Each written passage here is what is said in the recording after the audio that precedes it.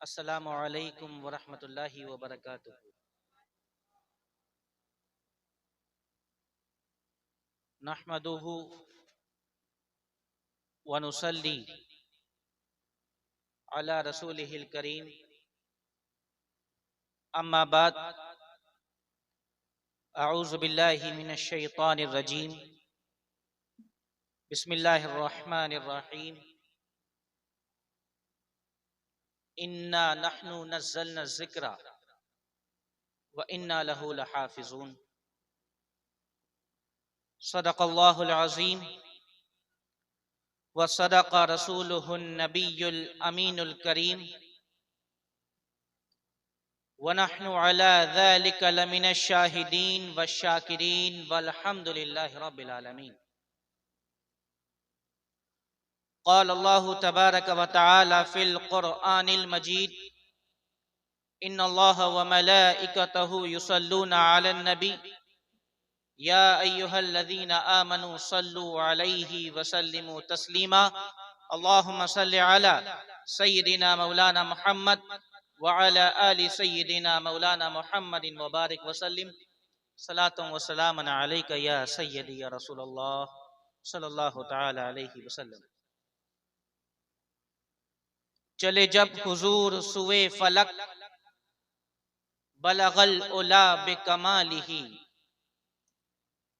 कोई देख रुख की चमक दमक कशफत दुजा बेजमालिही।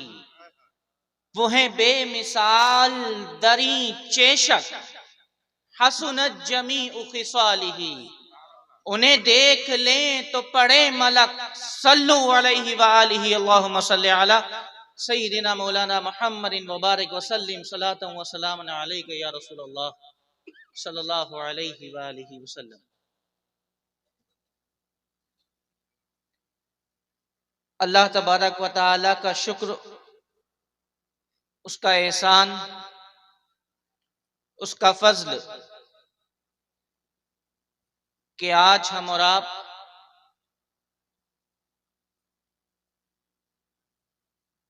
इस जलसे दस्तार बंदी में हाजिर हैं।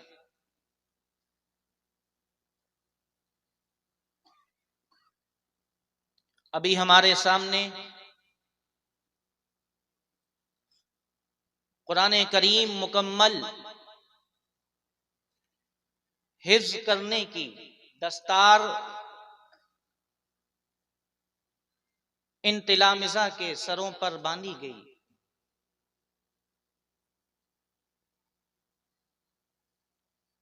मैं इन तमाम हुफ़ाज़ को, कुर्रा को अपनी जानिब से मुबारकबादी पेश करता हूँ।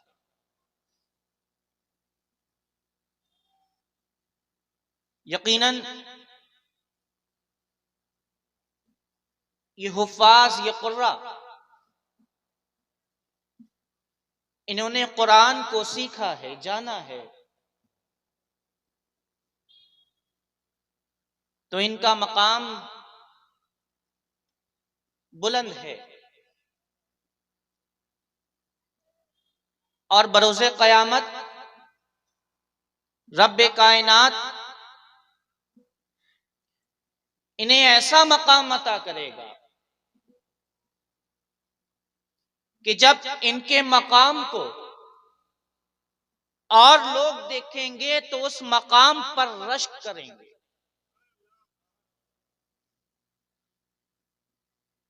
जैसा कि हदीस में आया है कि हज़रत अबू हुरैरा रज़ियल्लाहु तआला अन्हु फरमाते हैं कि अल्लाह के रसूल सल्लल्लाहु अलैहि वालैहि वसल्लम ने इरशाद फरमाया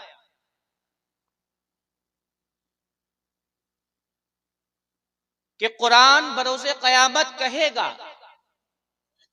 इन हुफ़ाज़, इन कुर्रा के बारे में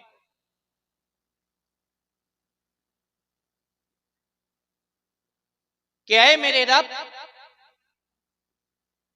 इन्हें इज्जत और शराफत का ताज पहना दे। कुरान कहेगा इन्हें इज्जत और शराफत का जोड़ा पहना दे। रब्बे कायनात इन्हें इज्जत और शराफत का ताज पहनाएगा, इन्हें ताज पहनाया जाएगा।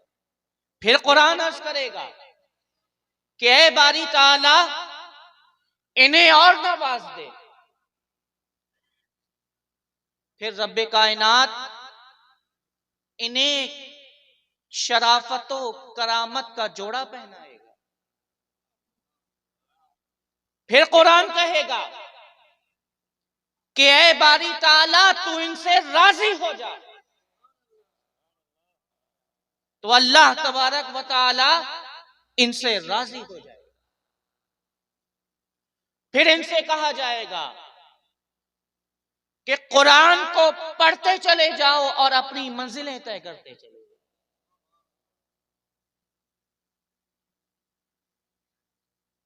एक और रिवायत में आता है, हसद रखना किसी से ये गलत है, बुरा काम है, गुनाह है, नाजायज है। किसी से हसद रखना, जलन रखना। लेकिन दो काम ऐसे हैं, दो चीजें ऐसी हैं कि जिसमें हसद रखना जायज है। पहली चीज कि अगर कोई कुरान पढ़े,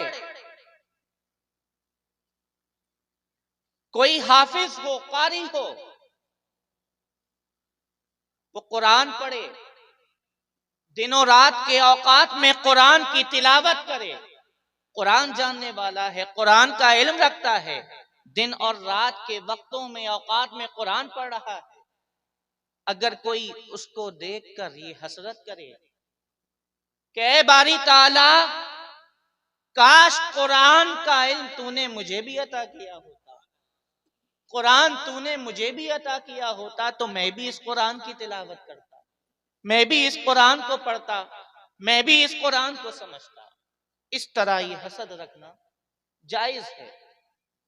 और दूसरी जगह कि अगर अल्लाह तबारक व तआला ने किसी को बेशुमार मालो दौलत से नवाजा और वो अल्लाह की राह में, अल्लाह के रास्ते में खर्च कर रहा है, जैसे अभी आपने दिए, अल्लाह की राह में मदरसे का ताउन किया, तो अल्लाह तबारक व तआला जिसे मालो दौलत बेशुमार अता फरमाए, अगर कोई उसे देखकर इस तरह हसद रखे कि अगर मेरे पास होता तो मैं भी अल्लाह की राह में खर्च करता, तो यहां जायज है।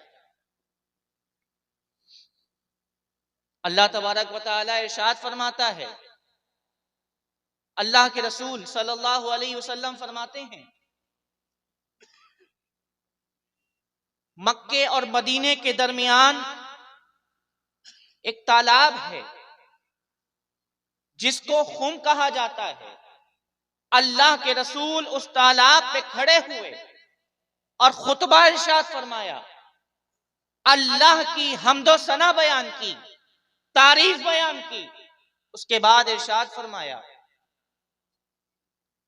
कि सुनो, मैं तुम्हारे पास अपने बाद दो चीजें छोड़कर जा रहा हूं, एक कुरान और दूसरा अहले बैत। कुरान छोड़कर जा रहा हूं, कुरान को मजबूती से पकड़े रहना, मजबूती के साथ थामे रहना, इसमें नूर है, इसमें हिदायत है। कुरान को मजबूती से थामे रहोगे, मजबूती के साथ पकड़े रहोगे तो कभी गुमराह नहीं हो सकते। और फरमाया दूसरा अहले बैत छोड़कर जा रहा हूं। कौन अहले बैत? कौन है ये अहले बैत? ये अल्लाह के रसूल के घर वाले हैं। बेदम यही तो पांच हैं, मकसूद कायनात, खैरुन निसा, हुसैन और हसन, मुस्तफा अली, ये हैं अहले बैत। अल्लाह के रसूल सल्लल्लाहु अलैहि वसल्लम एक चादर ज़ेबे तन फरमाए हुए थे। उस चादर में आपने सैयदा फातिमा ज़हरा को शामिल फरमा लिया। मौलाए कायनात मुश्किल कुशा फातह खैबर को भी उसी चादर में शामिल फरमा लिया। फिर सैयदना हसन सैयदना हुसैन को भी उसी चादर में शामिल फरमा लिया और फरमाया ये मेरे अहले बैत हैं।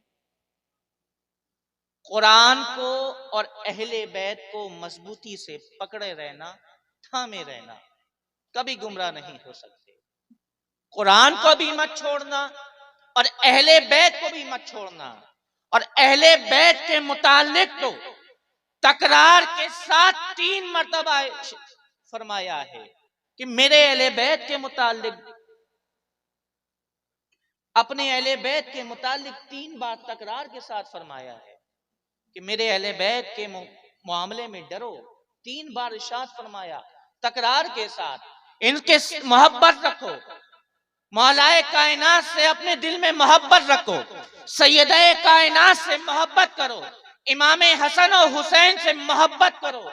इनकी मोहब्बत अगर तुम्हारे दिल में होगी तो कभी तुम भटक नहीं सकते, कभी गुमराह नहीं हो सकते। इनसे मोहब्बत करना। कुरान भी कहता है कुल ला अस्अलुकुम अलैहि अजरन इल्लल मवद्दत फिल कुर्बा। ए महबूब सल्लल्लाहु अलैहि वसल्लम, आप फरमा दीजिए, कह दीजिए कि मैंने जो तुम तक दीन पहुंचाया है, जो तुम्हें पैगाम दिया है, अल्लाह के मैसेजेस जो तुम तक पहुंचाए हैं, मैं अपनी उस पर कोई उजरत तुमसे तलब नहीं करता, कोई उजरत नहीं मांगता। इल्लल मवद्दत फिल कुर्बा, सिवाय इसके कि मेरे कुराबतदारों, मेरे अहले बैत से मवद्दत करना। 2 चीजें होती हैं, एक होती है मोहब्बत और एक होती है मवद्दत। फर्क है दोनों में। मुफस्सिरीन इकराम फरमाते हैं कि मोहब्बत में जुदाई हो जाती है, जुदाई हो जाती है, लेकिन मवद्दत में जुदाई नहीं।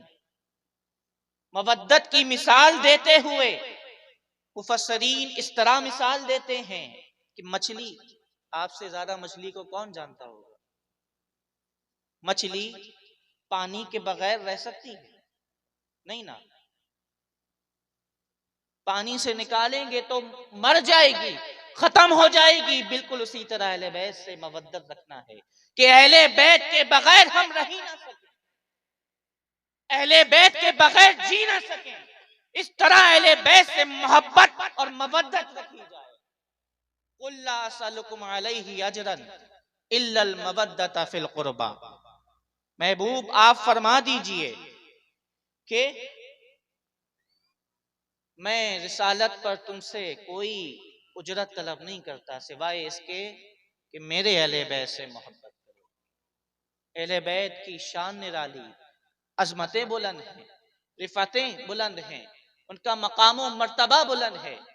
हमसे उनका मकाम और मर्तबा बयान ना हो सकेगा, हमारी जबान कासिर है। सैयदा हैं, अल्लाह के रसूल ने फरमाया कि फातिमा तो बिदअतुम मिन्नी, फातिमा मेरे जिगर का टुकड़ा है। जिसने मेरी शहजादी, जिसने मेरी बेटी फातिमा को तकलीफ दी, उसने मुझे तकलीफ दी। जिसने फातिमा को ईजा पहुंचाई, उसने मुझे ईजा पहुंचाई। यही सैयदा है कि जब बरोज़े क़यामत तशरीफ लेकर आएंगी तो मुनादी, निदा देने वाला, आवाज देने वाला निदा देगा, आवाज देगा कि अब सारा महशर निगाहें नीची कर ले, क्योंकि अब फातिमा बिन्ते मोहम्मद तशरीफ लेकर आ रही है। ये शान है, ये मकाम और मर्तबा है इनका। मौलाए कायनात हैं तो अल्लाह के रसूल ने मौला के बारे में फरमाया है कि मन कुन्तु मौला हूँ फहाजा अलीयुन मौला हूँ। मैं जिसका मौला हूँ अली उसका मौला है, मैं जिसका आका हूँ अली उसके आका है, मैं जिसका मददगार हूँ अली उसके मददगार है, मैं जिसका सरदार हूँ अली उसके सरदार है। फरमाया मौलाए कायनात हैं ये, मौलाए कायनात। औलत आयशा, अल्लाह के रसूल ने फरमाया, हजरत आयशा फरमाती हैं जिक्र अली इबादत, अली का जिक्र करना इबादत है,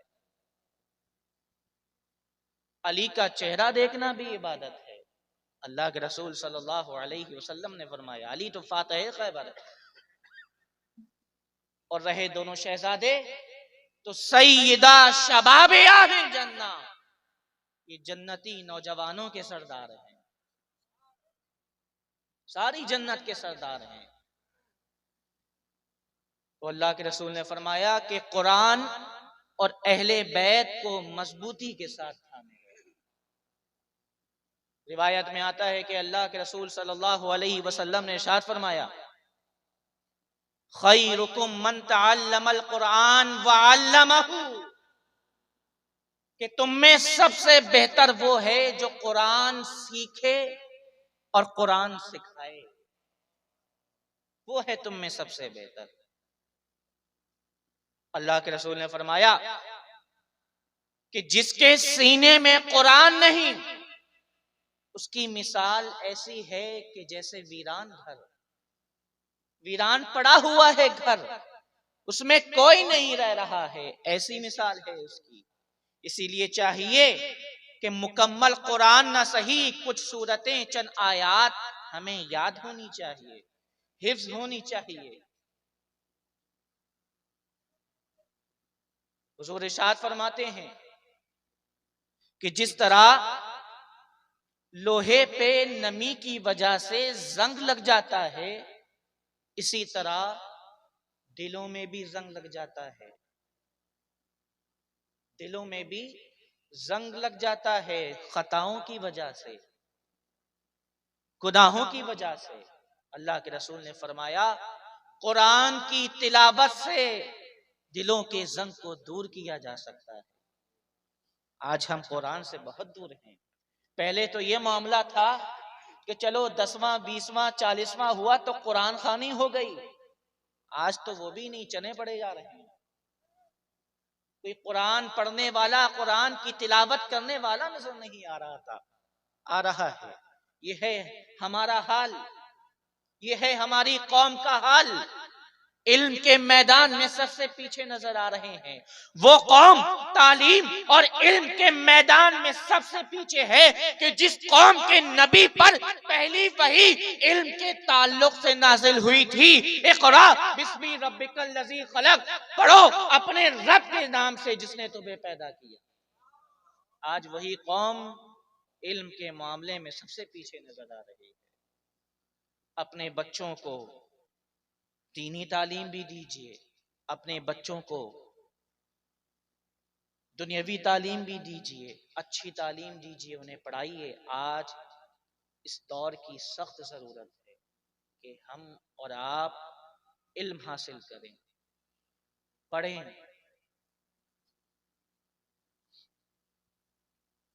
तो कुरान को मजबूती से थामे रहें।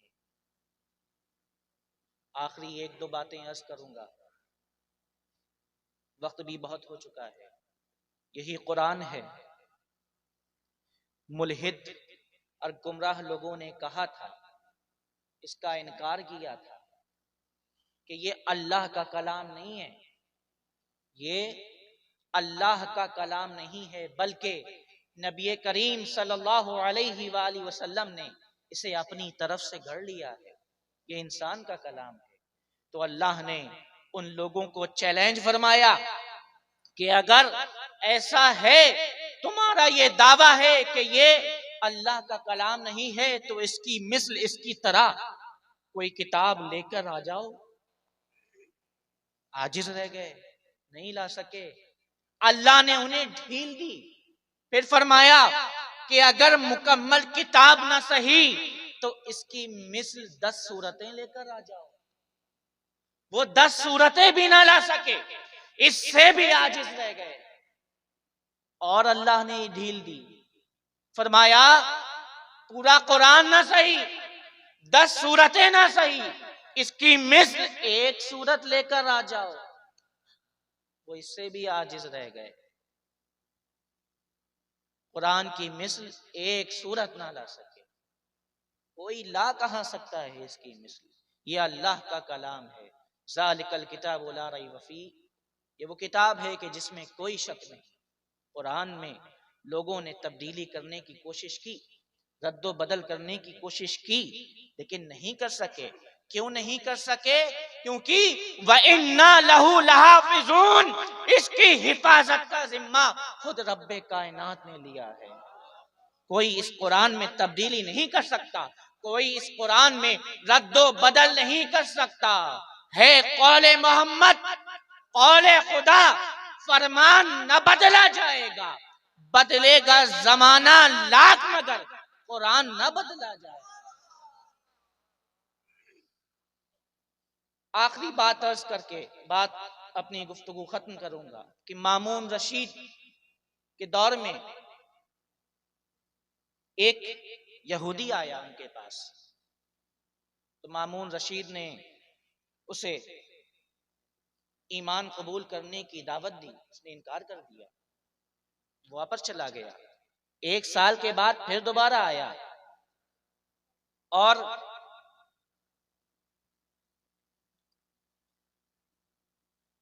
अब वो ईमान कबूल कर चुका था, ईमान ले आया था। मामून रशीद ने उससे पूछा, ईमान कबूल करने की वजह, रीजन पूछा कि किस वजह से तुम ईमान लेकर आए, इसका क्या सबब बना। उसने कहा कि जब मैं यहां से गया था तो इस सोच के साथ गया था कि आज मैं सारे मजाहिब का इम्तिहान लूंगा। मैं गया,